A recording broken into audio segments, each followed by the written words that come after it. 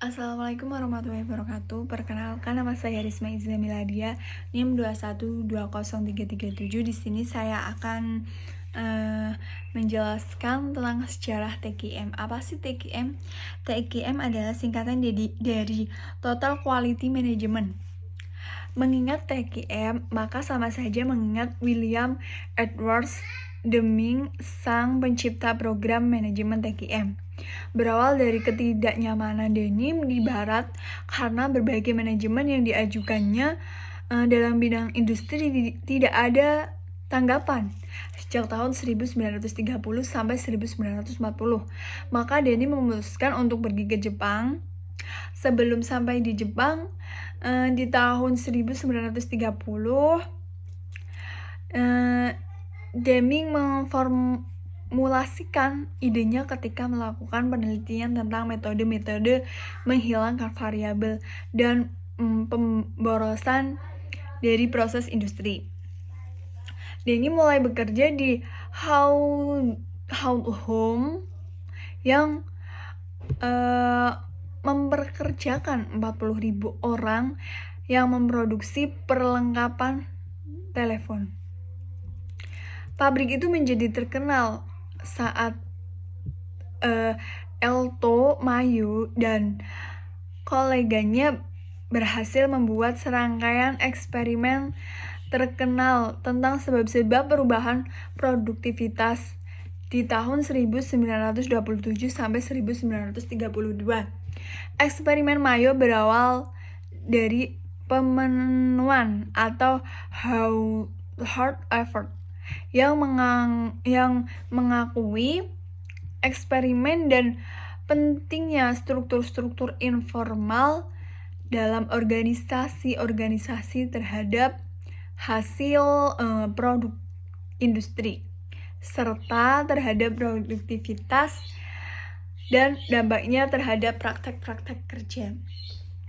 Langkah-langkah awal yang dilakukan oleh Denim adalah dengan mengembangkan metode-metode kontrol starting welter yang seringkali disebut dengan Statistical Project Control atau SPC.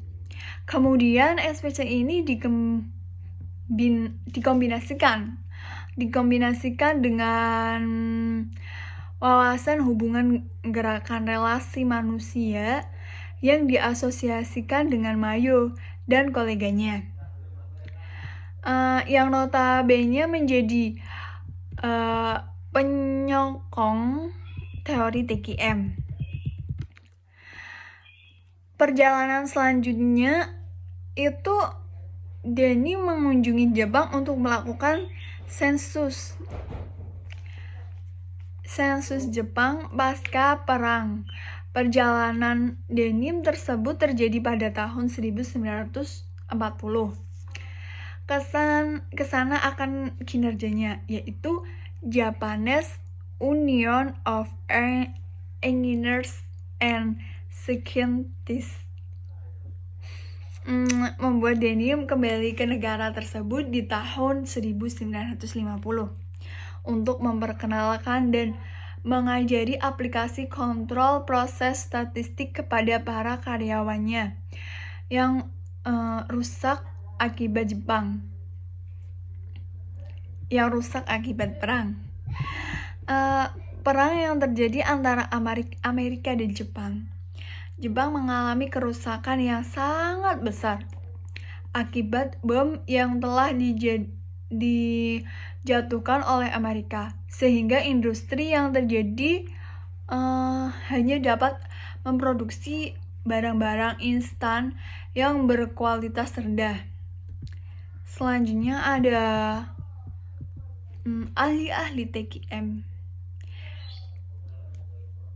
Yang pertama, pada tahun 1946 sampai 1950 adalah periode perintisan atau periode penelitian dan penyelenggaraan.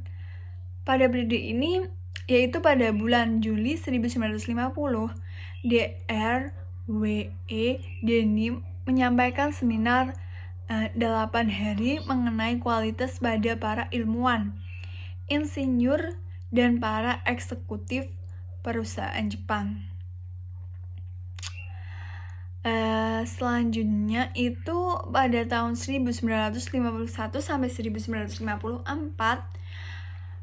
adalah periode pengendalian mutu statistik atau Station Quality Control.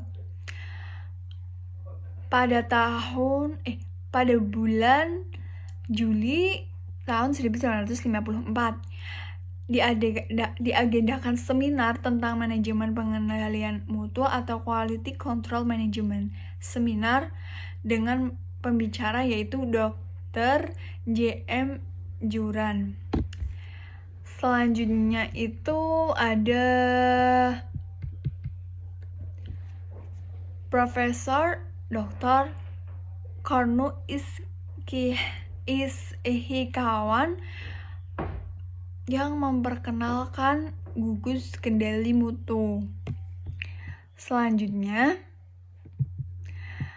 itu mengapa penting kita untuk belajar TKM, atau seberapa pentingnya sih kita belajar tentang Total Quality Management. Total Quality Management atau TQM atau manajemen mutu terpadu MMT berfungsi efektif dalam berbagai organisasi, yaitu sebagai sistem manajemen untuk meningkatkan kualitas produk atau outcome sehingga bisa diterima oleh pelanggan dan dapat menghindari timbulnya kesalahpahaman yang fatal. Selanjutnya ada materi tentang apa sih yang kalian dapat di pelajaran manajemen mutu terpadu atau Total Quality Komunikasi. Yang pertama itu ada konsep dasar manajemen mutu dalam pendidikan Islam. Konsep dasar manajemen yaitu berasal dari kata manus yang artinya tangan dan agir, yang berarti melakukan.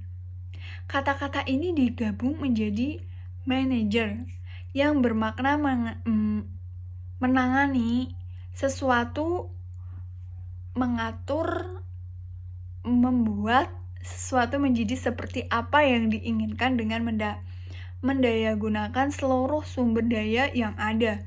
Manajemen merupakan ilmu dan seni dalam mengatur, mengendalikan, mengkomunikasikan, dan memanfaatkan fungsi-fungsi manajemen agar dapat mencapai tujuan secara efektif dan efisien.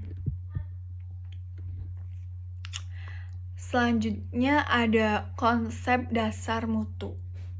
Suatu indikator atau suatu tindakan yang dilakukan untuk menjaga tindakan kualitas yang diinginkan oleh perusahaan.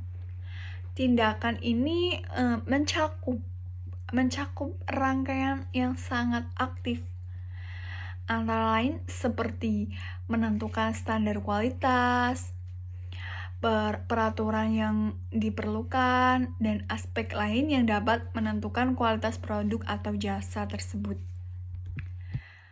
Selanjutnya ada konsep dasar manajemen mutu.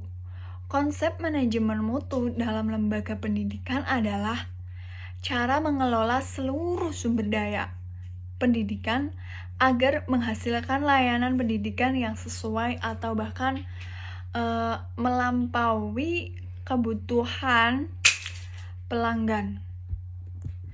Selanjutnya ada konsep dasar pendidikan Islam. Konsep dasar pendidikan Islam adalah mengenai nilai-nilai, prinsip-prinsip, dan tujuan pendidikan dalam Islam.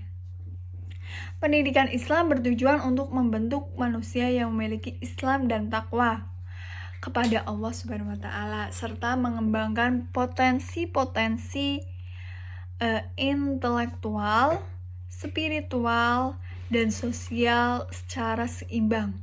Konsep dasar pendidikan Islam terdapat dalam perspektif yang pertama Al-Quran, hadis, filosofis, yuridis, formal, psikologis, dan sosial. Cukup sekian materi yang dapat saya jelaskan. Kurang lebihnya mohon maaf. Wassalamualaikum warahmatullahi wabarakatuh.